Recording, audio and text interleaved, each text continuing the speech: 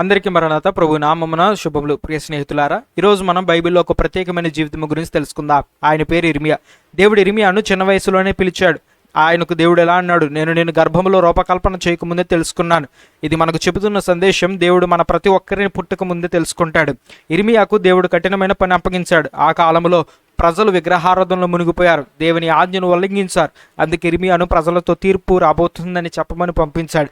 కానీ ప్రజలు ఆయన మాట వినలేదు. ఆయనను ఎగతాళి చేశారు, హింసించారు, ఒకసారి బావిలో కూడా పడవేశారు.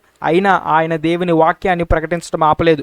ప్రజల పాపాల వల్ల యెరూషలేము నాశనం అవుతుందని చూసి ఇర్మియా కన్నీటి పర్యంతమయ్యాడు. అందుకే ఆయనను కన్నీటి ప్రవక్త అని పిలుస్తారు. ఆయన మనకు నేర్పే ప్రధానమైన విషయాలు: సత్యం చెప్పడానికి ఎప్పుడు వెనకడుగు వేయకూడదు.